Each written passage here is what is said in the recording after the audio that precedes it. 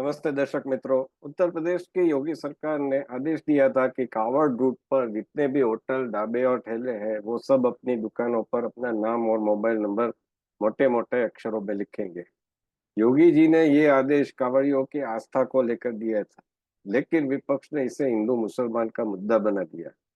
आज supreme court में भी याचिका को लेकर तीखी बहस हुई, जिसके बाद देश के सबसे बड़े सर्वोच्च न्यायालय ने नेम प्लेट वाले रूल पर अंतरिम रोक लगा दी है।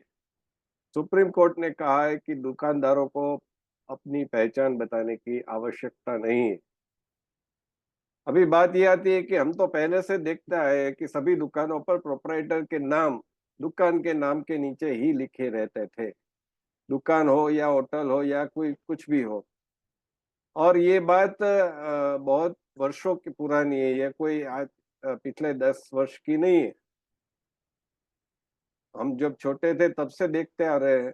और यह कांग्रेस शासन के समय की बात है। इतना ही नहीं, दुकान का एड्रेस भी लिखा रहता था, और जब गूगल मैप नहीं था तो मोबाइल भी नहीं था, और हम अनजान गांव या शहर जाते थे तो सिटी बस में दुकान पर लिखे एड्रेस से ही पता चलता था कि हम कौन से विस्तार से बस चल रही है।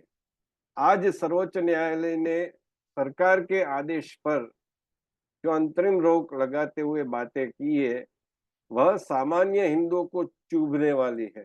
क्या सर्वोच्च धोखाधड़ी को बढ़ावा देना चाहता है? दुकानदार और ठेले वाले को अपनी पहचान क्यों छुपानी है? सबसे बड़ा प्रश्न तो ये है। और इसके पीछे आशय क्या है? न्यायमूर्ति भट्टी ने कहा कि वे मुस्लिम द्वारा चलाए जा रहे शाकाहारी भोजनालय में खाना खाते थे।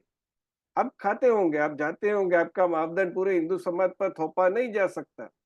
आप व्रत करते हो, नहीं करते हो, लेकिन जो करता है उसको उसके नियम हिंदू आस्था का नियम है ये। कोई सरकार, योगी सरकार की बात ही नहीं है, भाजपा सरकार की बात ही नहीं है। यदि हिंदू द्वारा मांसाहारी भोजनालय चल रहा होता तो भी जो उपवास कर रहा है, जो भी व्रत कर रहा है, वो हिंदू अपने हिंदू भाई के यहाँ पे नहीं जाता खाना खाने। भले वो मांसाहारी के साथ साथ शाकाहारी परोस रहा हो।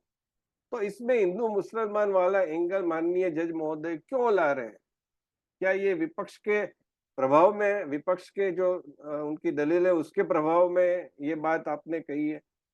और दूसरी बात ये है कि जज जो होते हैं उनका काम as per rule, as per law कहना होता है, और इसमें अपने निजी विचारों से प्रभावित नहीं हुआ जा सकता। और food safety standard authority of India, FSSAI, उसका नियम कहता है कि सभी होटलों को फूड सेफ्टी लाइसेंस लेना आवश्यक है, और उनको दर्शाना भी आवश्यक है। तो जज महोदय ये नियम को अनदेखा क्यों कर रहे हैं?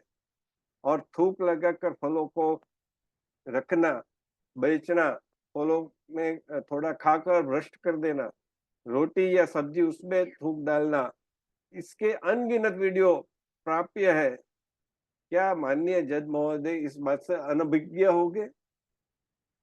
ऐसा क्यों होता है कि देश के हित में आवश्यक कोई भी कानून बने, चाहे सीए हो, चाहे एनआरसी हो, चाहे फार्मर्स लॉ हो, फट से याचिका आ जाती है, और अभिषेक मनु सिंघवी जी अधिवक्ता के तौर पर खड़े होते हैं, कपिल सिब्बल खड़े होते हैं, तो उनको जज साहब उनकी मांग के अनुसार निर्णय सुना देते हैं। ये बहुत बड़ा प्रश्न है, क्योंकि अक्सर ये देखा गया है, कांग्रेस के एक प्रवक्ता अधिवक्ता, यानी वो प्रवक्ता भी थे और अधिवक्ता भी थे, उन पर आरोप लगा था, उनकी सीढ़ी बार आई थी, जिसमें महिला अधिवक्ता काम वासना में लिप्त होकर पूछ रही थी कि मुझे जज कब बना रहे हो?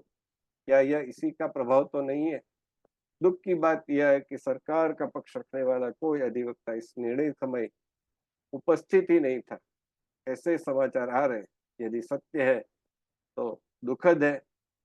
हिंदुओं की बात रखने के लिए हिंदूवादी अधिवक्ताओं को आगे आना होगा, और हिंदू समाज को उनको फंडिंग करनी होगी, क्योंकि खाली पेट भजन नहीं होता है। यदि ऐसा नहीं किया गया तो हिंदू कोर्ट से इसी प्रकार मार खाते रहेंगे।